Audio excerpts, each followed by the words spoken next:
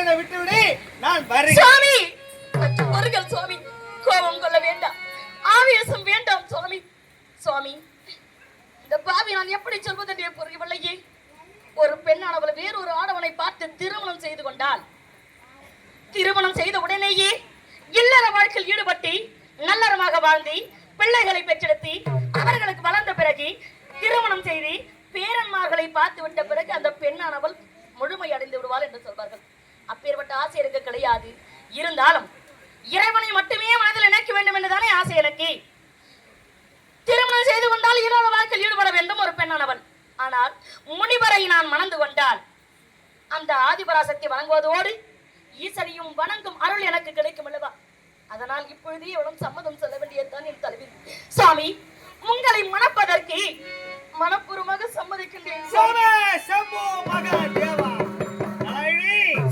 என்னை மணப்பதற்கு சம்மதம் தெரிவித்து விட்டாய். உண்மைதான். அது மட்டுமின்றி உன்னை நான் சந்தித்ததற்கு அடையாளமாக, உன்னிடத்தில் நீ என்னை மணப்பதற்கு சம்மதம் தெரிவித்ததற்கு அடையாளமாக உன்னிடத்தில் ஒரு பொருளை ஒன்று கொடுத்து விட்டால் இதை கொண்டு போய் உன் தாய் தந்தை இடத்தில் நான் தெரிவித்து விடுவேன். உண்மைதான் சுவாமி. நம்முடைய மகளானவள் திருமணமே வேண்டாம் என்று சொல்லி இருக்கின்றாரே, திடீரென்று முன்னர் வந்து என் மகள் திருமணத்திற்கு சம்மதம் சொல்லிவிட்டார் என்று சொல்லிவிட்டால் என் தாயும் தந்தையும் நம்பவே மாட்டார்கள். சுவாமி, அதற்காக அடையாள சின்னமாக என் பிறந்த நாள் விழா பரிசாக இந்த கணையாழி என் தாயும் தந்தையும் கொடுத்த பரிசு. இந்த கணையாழி எடுத்து சென்றால் நம் இருவருக்கும் திருமணம் வெகு விரைவில் நடக்கும். புறப்படுங்கள் சுவாமியே, போகலாம்.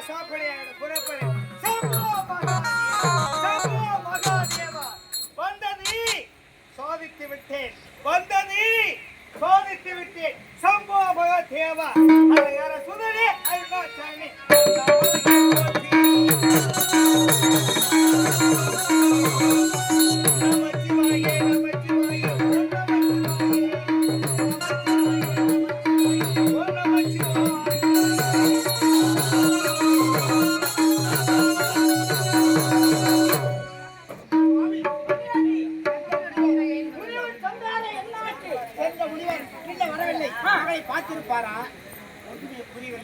சரி, எப்படியும் இந்த திருமணம் நடக்காது.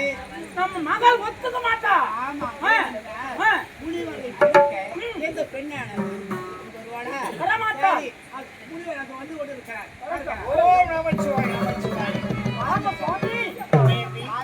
சக்கரவர்த்தி, கனியாமலம் சென்றேன், உன் மகளை சந்தித்தேன். மகளோ என்னை மணக்கிறேன் என்று சம்மதித்து விட்டாள். என் மகள் சம்மதித்து விட்டாளா? ஐயா, என் மகள் சம்மதித்தான் சொல்றியே, அதுக்கு ஆதாரம் ஏதாவது இருக்கிறதா? ஓ, நான் உனக்கு வார்த்தையை உனக்கு நம்பிக்கை கிடைக்கவில்லை, அப்படிதானே? என் மகள் சம்மதித்தாள் என்பதற்காக அடையாள பொருள் ஏதாவது இருக்கிறதா? ஓ, அப்படி. நான் உன் மகளை சந்தித்ததில் உனக்கு சந்தேகம் இருக்கிறது, அப்படிதானே? இதை பார்த்தாயா? உன் மகளுக்கு பிறந்த நாள் பரிசாக நீர் கொடுத்த ஒரு கலையாணி என் கரத்திலேயே ஜொலிக்கின்றது பார். பெற்றுக் கொள்ளுங்கள். பிறந்த நாள் விழாவுக்கு மகளுக்கு அனுப்பி இருந்தாலும் இவர் மீது நம்பிக்கை மகள் அனுப்பி கேட்டாலே தெரியும். உன்ன தெரியும் மகளே. அம்மா அம்மா அம்மா அம்மா ஆமா வந்து விட்டேன் அம்மா. இத பார்த்தாயா? பிறந்த நாள் விழாவுக்கு நாங்கள் போட்டு கலையாணி. ஆமா அம்மா. இந்த முனிவர் இடத்திலே அவரை மணப்பதற்காக சம்மதத்தோடு கொடுத்து அனுப்பியிருக்கிறார். அவரை மணப்பதற்கு மனப்பூர்வமாக நான் சம்மதிக்கின்றேன் தாய். அப்படியா? ஆமா. திருமண ஏற்பாட்டை நீங்கள் செய்யலாம் அம்மா.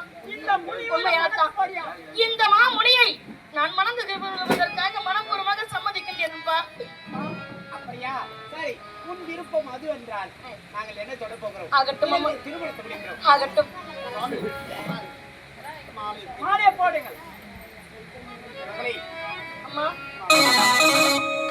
சம்போ மகாதேவா, தேவலோகத்திற்கு தேவர்கள் மூவர்களும் மும்மூர்த்திகளும் தேவர்களும் அறியே இந்த நாராயணியை நான் இப்போது இந்த சபையின் முன்னிலே நான் மனைவியாக மலைமாலை சூடி மனைவியாக